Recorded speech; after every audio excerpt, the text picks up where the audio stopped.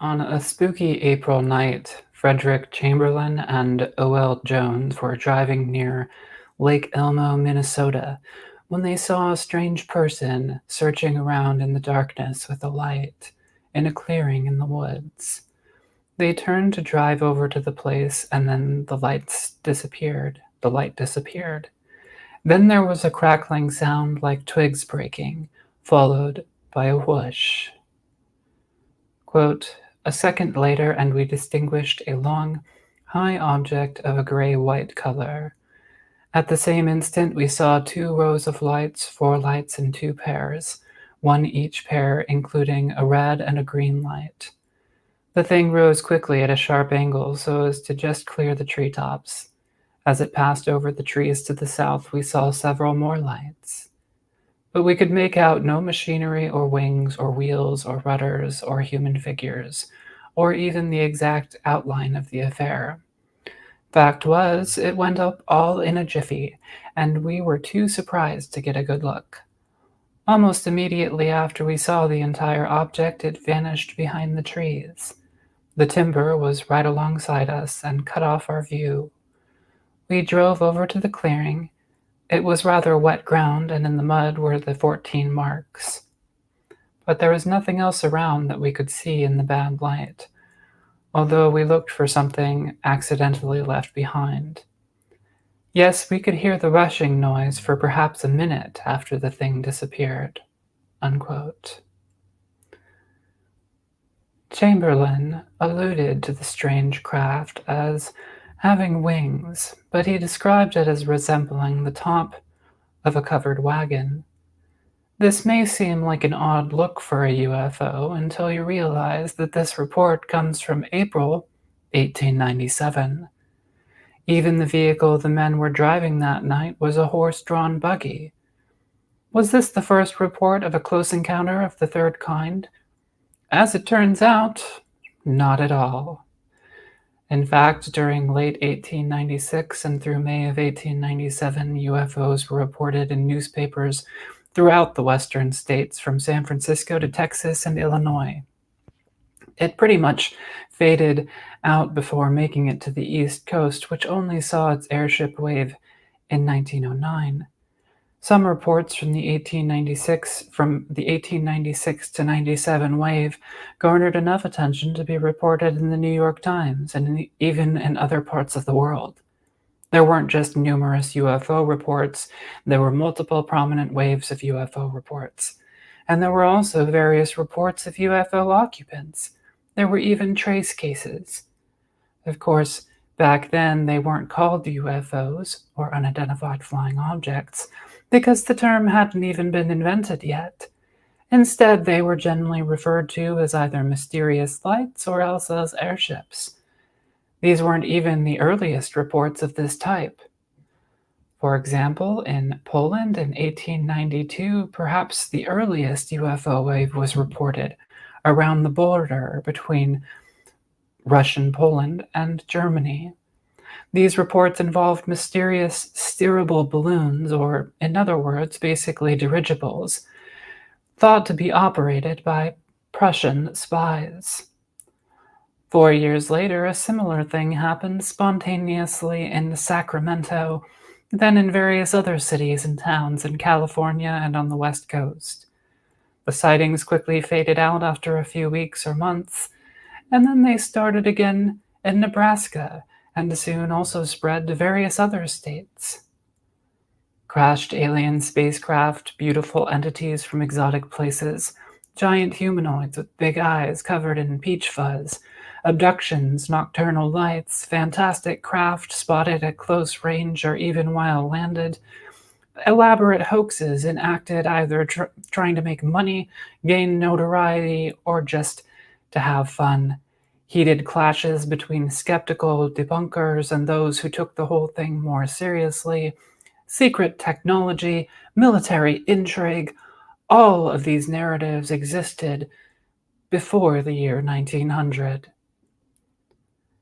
Strangely, however, the airship waves of the 1890s were seemingly forgotten by the public in the ensuing years. But there were even other airship waves in places like Europe and South Africa in the late 1900s and early 1910s. In Ufos number 1, Jeff talked a bit about the New England airship wave of 1909. It wasn't as though people lacked memories of the events. Rudolf Umland wrote an article about the phantom airships for the University of Nebraska Prairie Schooner in 1938.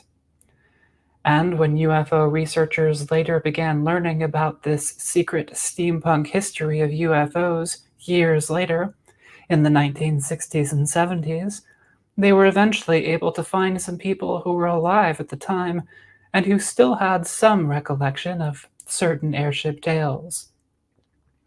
But from roughly 1897 up until the mid 1960s, the phantom airships of the 1890s were largely completely forgotten. Even Charles Fort, the famed American collector of anomalous reports, including numerous celestial marvels, didn't write about the airship wave that he himself lived through. Yet, despite lasting no more than a few months, the notorious American airship waves somehow captured most, if not all, of the basic elements of the UFO culture of our day, which has spread throughout the world and only grown in popularity without ever stopping since 1947.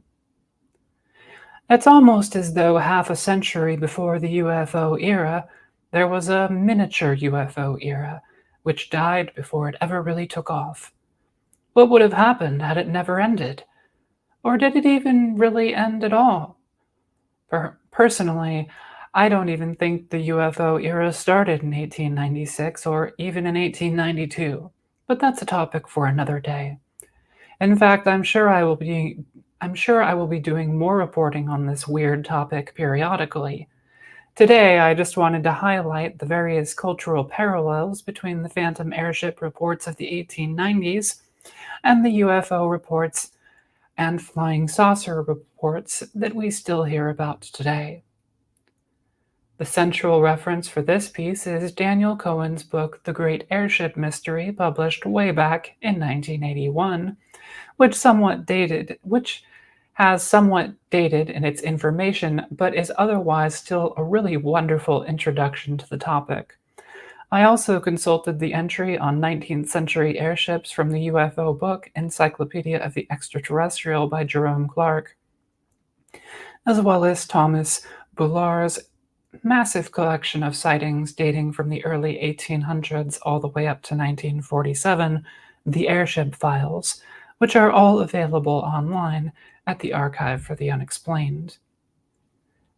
Just like today, the most common reports from 1896 and 97 were of simple lights, like arc lights, flying through the night sky. Many of these were likely simple misidentifications of the planet Venus or other celestial bodies, such as meteors and bright stars.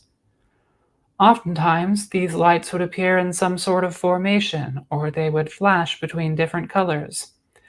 In some cases, people said they could make out a dark body attached to the light. In other cases, especially during daylight hours, people reported seeing actual craft. At night, they would also describe rows of lighted windows or even figures inside. Some of these reports naturally remind me of the airship effect that Jeff discussed in Ufos number 1 again. This is when an Earth-grazing meteor or debris burning up in the atmosphere can actually resemble enormous lighted cigar-like craft. People also reported seeing craft in the air, especially during daylight, earlier in the evening, or at close range. Typically, these craft would resemble various different flying machines.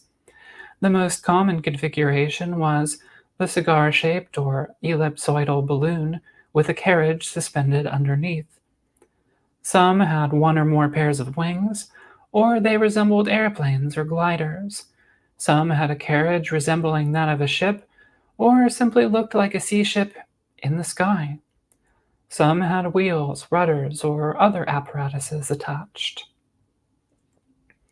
It's worth remarking on just how similar the descriptions of airships are to modern UFOs, just in terms of their appearance. Being much like what we would recognize as blimps, they would often resemble a large ellipsoid, and not too far off from the cigar-shaped and disc-like objects so familiar to us today. In another CE3 report from the April 10, 1897 issue of the St. Louis Post-Dispatch, a W.H. Hopkins didn't describe any undercarriage at all, but just a metallic craft sitting on four legs. It just had three propellers on it. Its beautiful occupants communicated through gestures that they had come from the planet Mars. As if this wasn't enough, just shy of a fortnight later, the St. Louis Globe-Democrat ran perhaps the first ever report of a full-on UFO alien abduction. St. Louis resident Joseph Jocelyn said he encountered a Chinese dragon in Forest Park, which in this article is given as the outlandish explanation of the airship. The enormous creature was controlled and ridden by various small bipeds with strange abilities. Jocelyn was first stunned by these entities and then compelled, as if under hypnosis, to climb on top of the dragon. He said he was then held captive and tortured for 3 weeks. He added that he had no memory of his return. Another CE3 account was reported in the Stockton Evening Mail on November 27, 1896, just 10 days after the beginning of the first airship sightings in Sacramento. This one could almost be the first abduction account of the period, but not quite. And this was not for a lack of trying.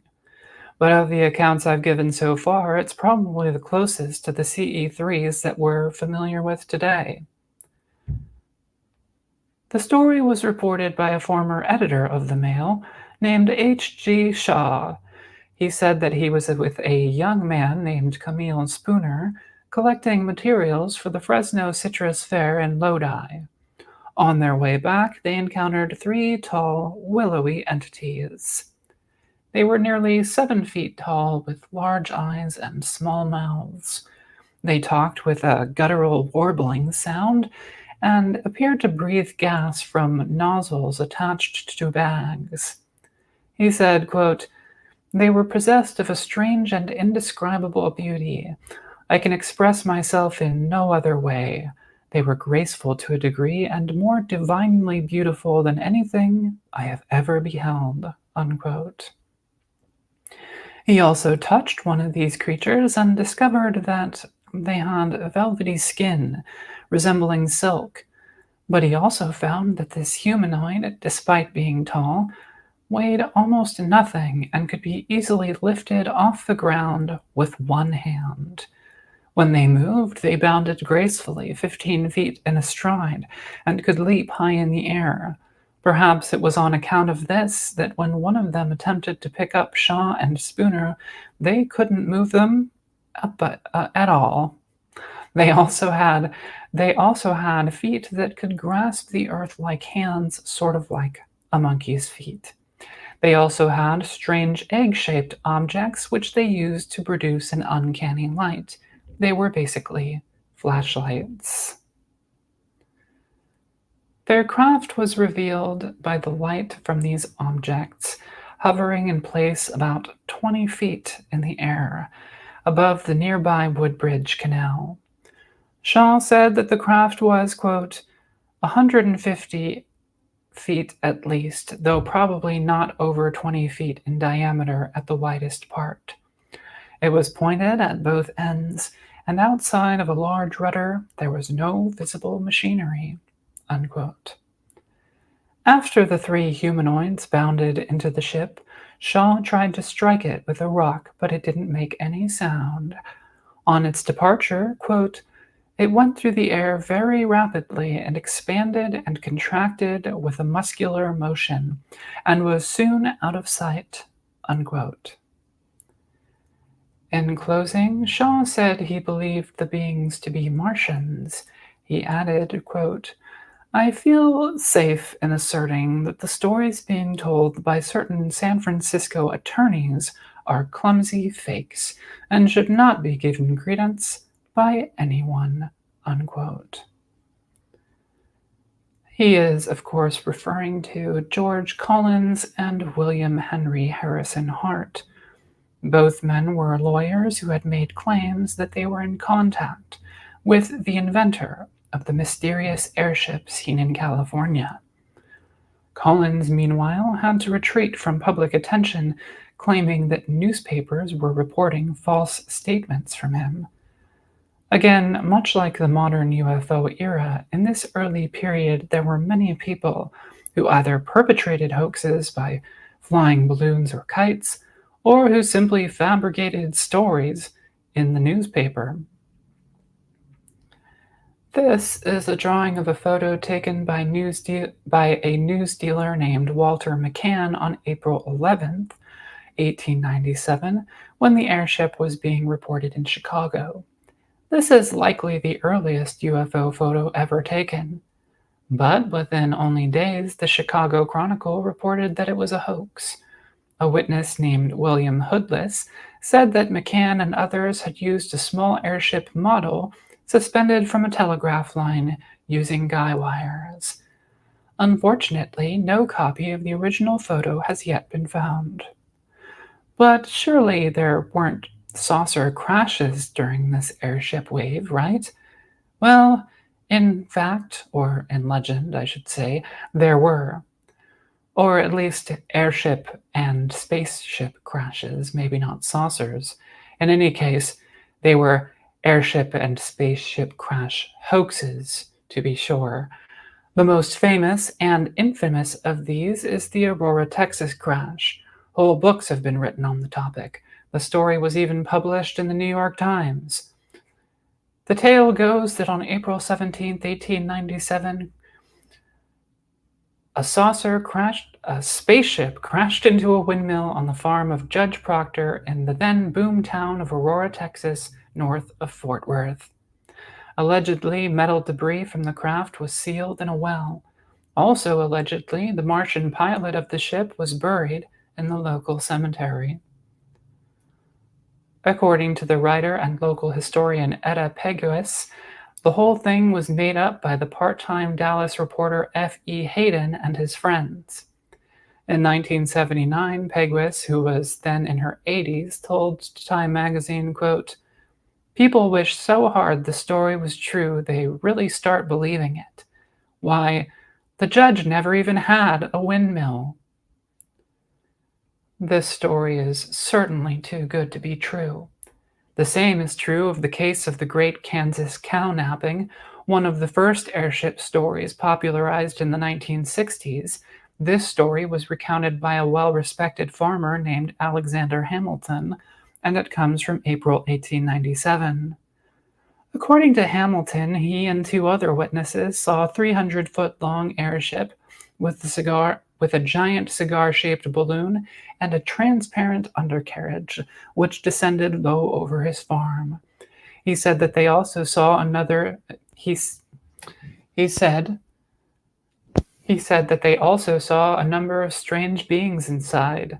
They had lassoed a young heifer who had gotten caught in a wire fence. Unable to free the cow from the airship, they cut the fence instead.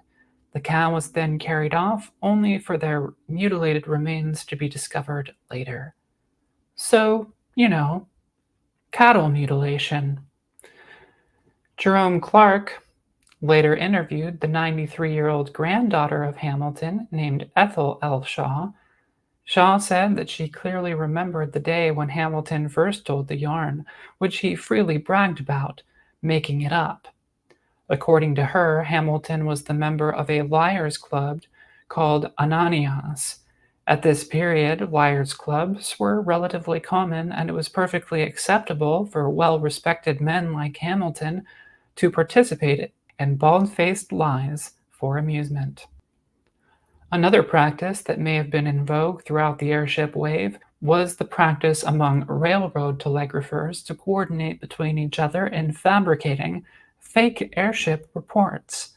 Perhaps the most prominent of these was a man named Joseph Scully from Fort Worth, who had a reputation for honesty. It's a striking coincidence that Scully, who just might have been involved in the Aurora hoax, shared a name with Frank Scully, the guy who just over 50 years later made up the Aztec saucer crash story. The idea of a potential coordinated hoax with extended lore made more convincing by means of telecommunication systems is not that far off from internet hoaxes and alternate reality games that are so prolific in the internet age. But is an elaborate steampunk ARG even that surprising at this point? The parallels with UFO culture don't even stop there. A widely repeated motif in the story of the airship was also a secret airship inventor. This inventor had different names according to who was telling the story, but whoever he was almost certainly colluding either with Cubans or with Spaniards to use his newly invented aircraft to drop dynamite.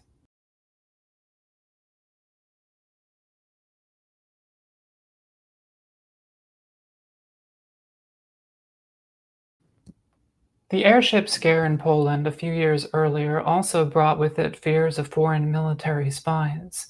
The same fears could be found in the 1909 airship wave in the UK, again associated with Germans. The same year as this wave, Walter Booth made his short sci fi movie involving aerial warfare, The Airship Destroyer, which was followed in 1910 with The Aerial Submarine.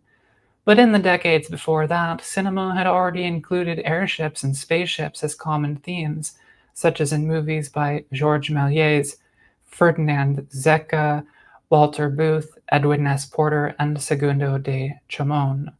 Aside from featuring an early example of transmedium craft, these movies also continued to build on the idea already commonplace in Poland and California nearly 20 years earlier. It was even a major theme in Jules Verne's adventure novel, Robur the Conqueror, excuse my pronunciation, first published in 1886. Meanwhile, ballooning, without the ability to steer, was practiced by the Montgolfier brothers since 1783, while continued experiments with balloons, kites, gliders, planes, and rockets went on through the 19th century. Henri Giffard made a historic flight in a partially steerable airship in 1852. Balloon hoaxes such as Edgar Allan Poe's existed even in the early 19th century, but so by the 1890s the public was already long primed for this type of event, be it imagined or real.